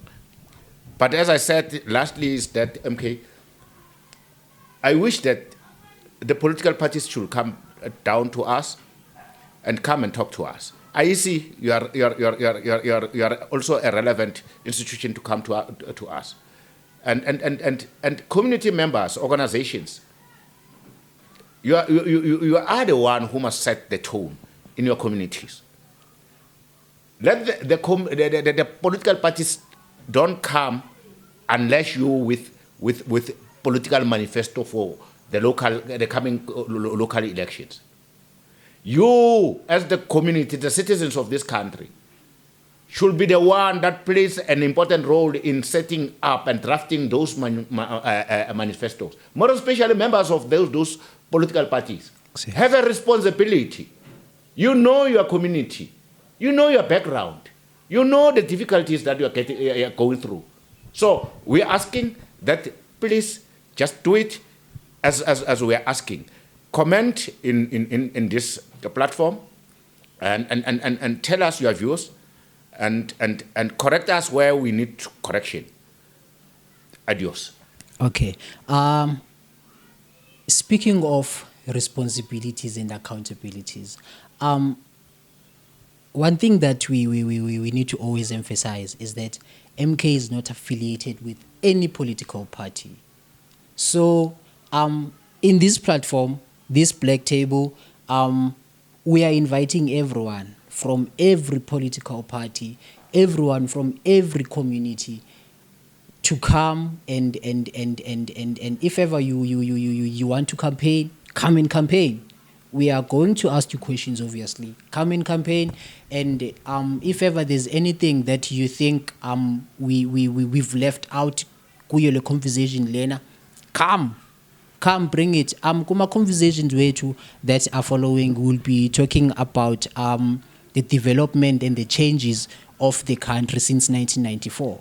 Yabo, it's a continuous, or it's a continuing conversation with Mr. Phokwane. So I don't know if I could say, or if I should say, thank you for joining us today and all of that, because I'm still gonna have you in quite a number of episodes. So thank you. I always actually realize that I'm always actually this icebreaker of most of the conversation here. Yes. And I'm happy to do that. But lastly, MK, to just actually put it on this platform, is that about political parties. yes. I just want to give you the background of why the Democrats and the Republicans, excavated themselves in the few months elections, actually last year elections. Okay. And why Trump actually managed to be at the victor, side than the lady herself. One of the strategies that actually Elon Musk used, and the political parties are aware of, you get me, is that they used podcasts in America. Today, the citizens of this country doesn't have time to go to rallies. They have so much in their plates to go to rallies and demonstrations and pickets and everything. But a podcast is an accessible communicator to them. And if you are a political party failing to take this opportunity For your advantage. Forget about winning elections next year. Unless you are going to manipulate them. Unless you are going to manipulate. Yeah. But we are saying to you, and as MK said, this is not a political, podcast. It's not affiliated to any political party. Here, we are speaking our views, and it's a democratic process that doesn't need anyone to be offended. Yes. And we are clear in our issues. Dada, the lady from Tshwane, the mayor from Tshwane, from SNSA, Dr. Ngazana from Ekurhuleni. Please, we are inviting you. This is not a political, affiliated podcast. Black Table is an independent, young, motivated, energized, podcast that wish to grow better than what it is. It has subscribers that are miracle, because if really you want votes, you must use this platform, because we have more than what you expect in getting into council. But as I said, your executive mayor, honorable executive mayor, Dr. Ngazana from Ekurhuleni municipality, you are invited anytime. The contacts are there in our platform. Just make a conversation and speak to my producer, MK. Also calling the mayor from Tshwane, from Action SA, and also all political parties that are participating in the council of Tshwane and Ekurhuleni. Dada Merane, I say Merane, but I just forgotten the surname. Is Mrer or something like that.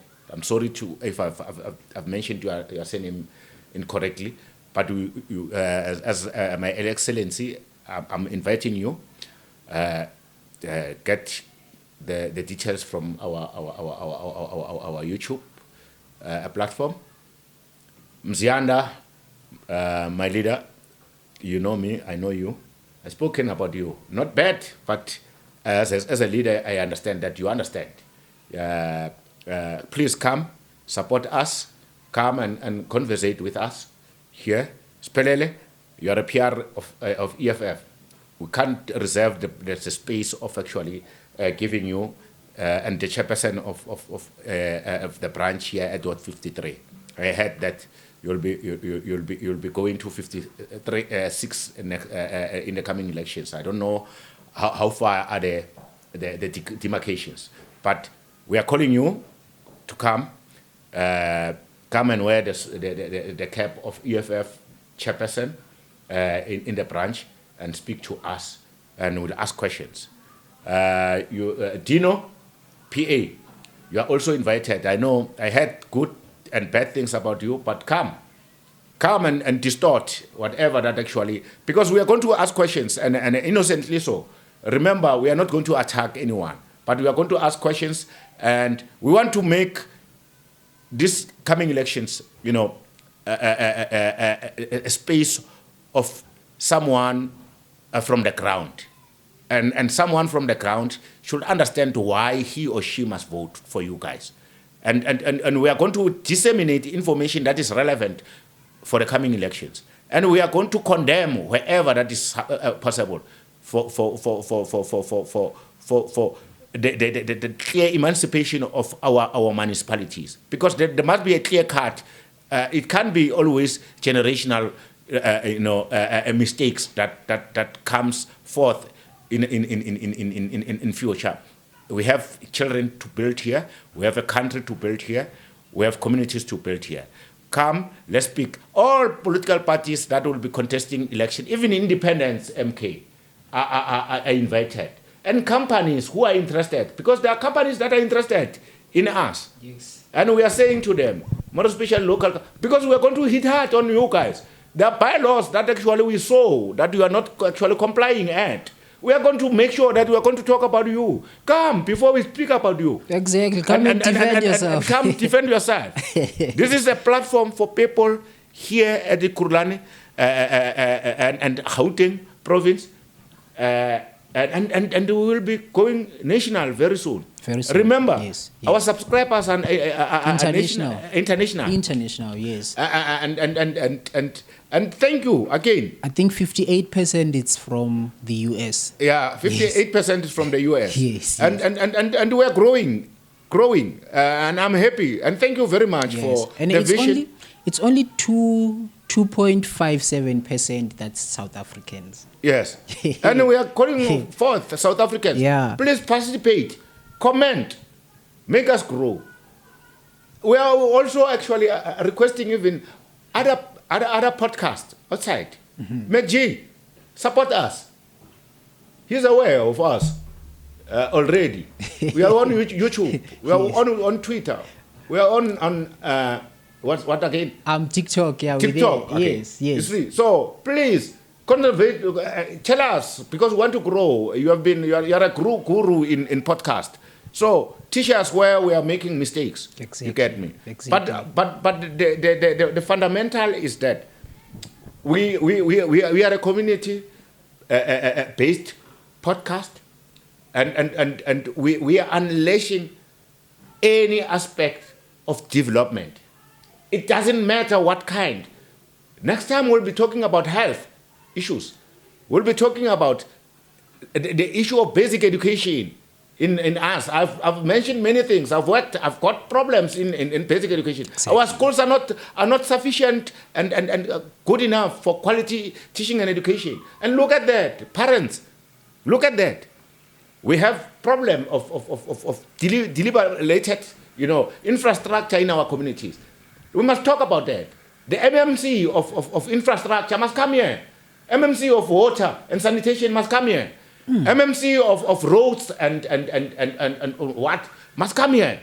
We social development must come here. We want all these MMCs to come here.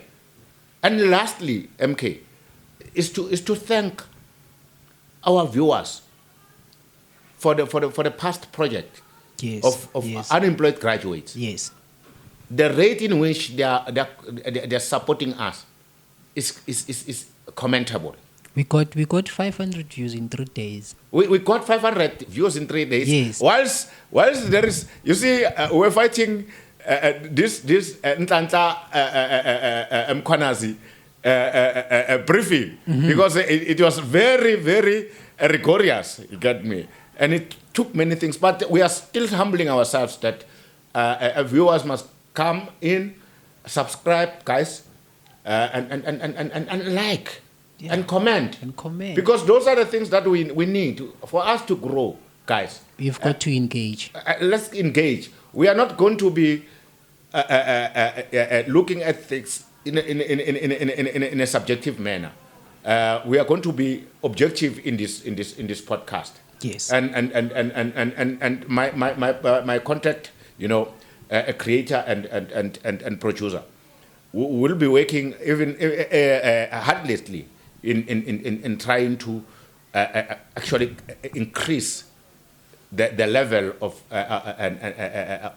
our broadcasting in terms of these things, because we know that people might think that we are local, then from there we are not that very important. But the issues, as he said, that plus minus 52% is international people who are viewing us.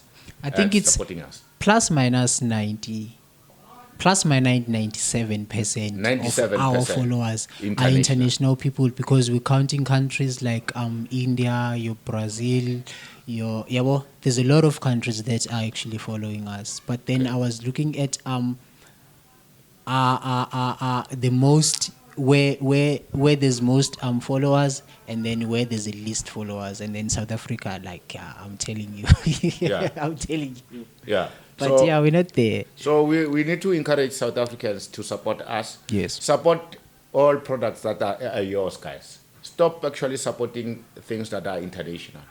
Remember, we are not saying that don't view other podcasts, but we are saying for a locally, owned by a young person podcast. Unemployed. With a zero budget. With a zero budget. We need. And sponsors, companies, sponsors, MK.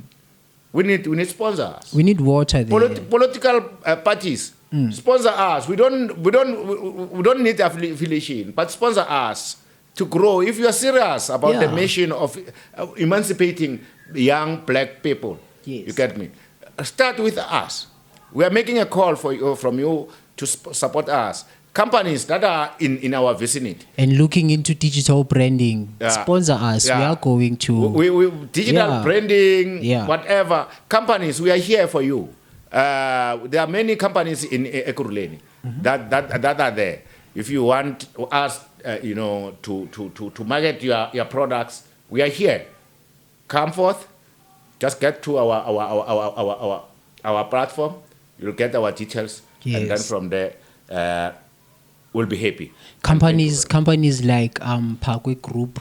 Yes, led by Mr. Thabiso Tenyane. Yeah. Yes, he's from Thokoza. He's from Thokoza as well. Phokwane Group. I know. The gentleman is a huge entrepreneur and businessman. A billionaire. In Thokoza. Usually used to host these tournaments of soccer. Yes. We are calling for him to come and support us. You get me? He heard, Mr. Phokwane, that we have a problem of unemployment of graduates. We are here. Please embrace us. Everybody that has that powerful, powers to embrace us. We don't want to see ourselves and see our communities like this. We want to assist you guys. If we have more crime in our communities, your companies won't grow, and you'll be losing, profit. But those ones who love Thokoza, who want to see Thokoza going to its original, times and moments, we are here. We are interested. Even those ones who have the history of Thokoza. I've spoken to many people that have interest in writing books about Thokoza. Please come. Let's talk about the content and the title, and see where we can assist you. And I've got a book that is coming. I'm busy with it. MK. We'll discuss about it in future. But the title is "A Man is a Better Place to Hide."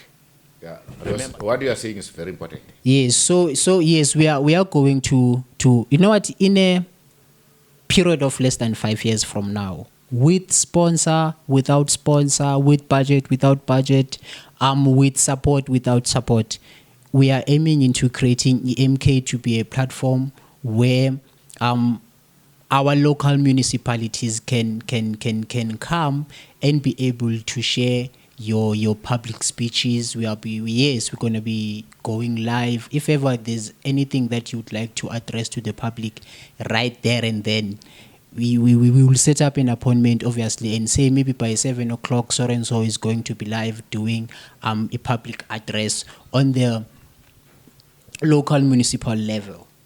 So that is what we are aiming as well. So that is why we are calling for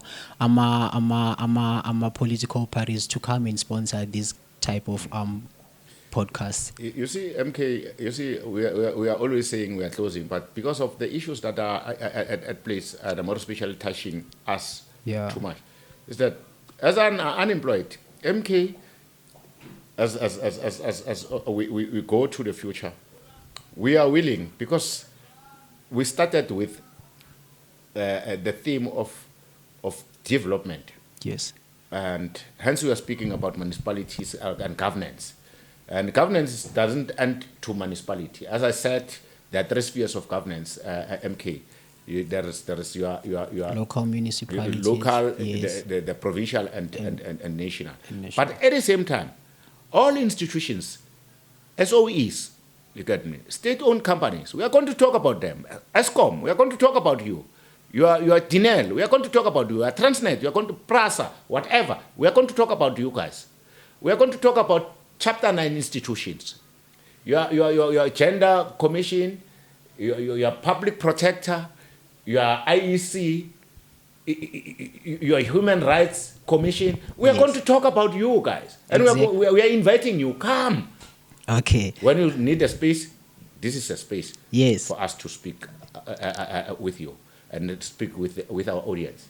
Okay. So while we are also paving a way for local elections 2026, on our next episode, we'll be inviting Mr. Monde Mzimkhulu.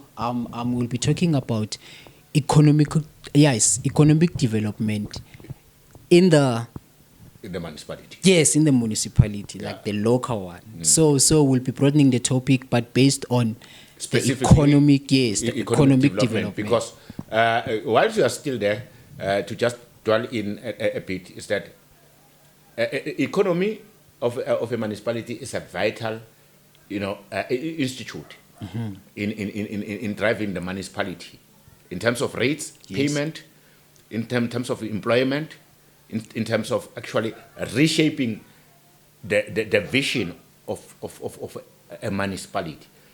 We need to hear whether this township, entrepreneurship is there or not. Mr. Monde will tell us. Yeah. He will tell us whether they are getting funding and support from municipality. Exactly. He will tell us. Exactly. We are waiting for that. Those are the things that we will have to actually get from Mr. Monde. But we'll be talking about all, even different, categories within the execution of Municipal, Systems Act. Yes. We are going to get all the MMCs, you get me, from different, portfolios to come and tell us, you get me, and organizations, because we are not going to talk about, with MMCs only. Wow. We are going to talk about, talk to also organizations, NGOs, ama-crash, la election.